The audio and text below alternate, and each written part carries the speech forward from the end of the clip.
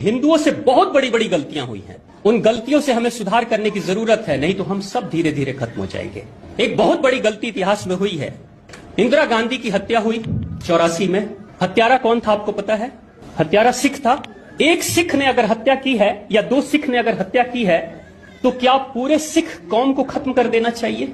ऐसा होता है क्या? मैं आपसे पूछता हूं, ऐसा होना चाहिए क्या? ये कोई न्याय कहता है क्या?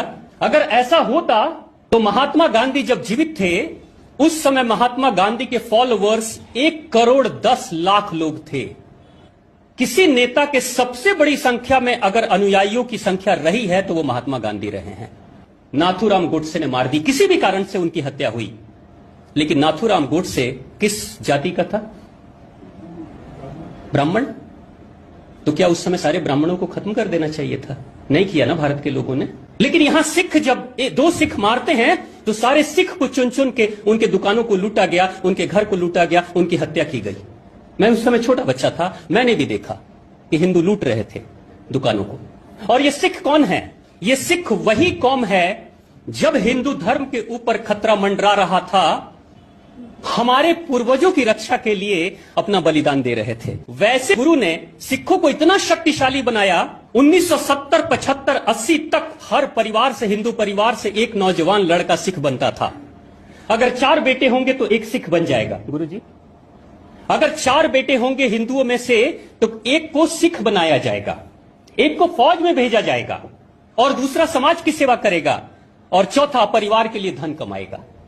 कैसी सोच थी भारत की। लेकिन ये 70-80 तक सिख बनाया जाता था। ये भी भूल गए कि रक्षक है हमारा, ये हमारी रक्षा करने वाली कौम है। लेकिन हमने मार दिया 1984 में, क्योंकि सिख मुट्ठी भर थे। लेकिन हिंदुओं ने किया 84 में, और ठीक 6 साल के बाद पंजाब से कश्मीर की दूरी सिर्फ 300-350 किलोमीटर है। अगर ऑन रोड भी जर्नी किया जाए तो 6 से 7 घंटे, 8 घंटे में पहुंचा जा सकता है।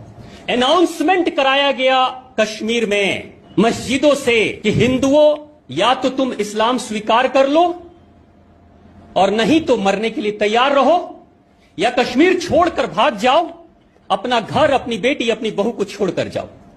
यह अनाउंसमेंट हुआ 1-2 दिन नहीं, कई दिनों तक। बगल में ही सिख कौम है जो हिंदुओं की रक्षा करती है, वो नहीं आए, और 70,000 हिंदू ब्राह्मण मारे गए। कत्लेआम हो गया, बलात्कार हो गया, सब कुछ हो गया, देखते रह गए।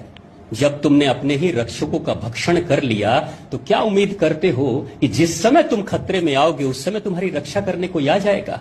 वफादार जो कोई प्रहरी था आपके धर्म का, उसी को मार डाला आपने।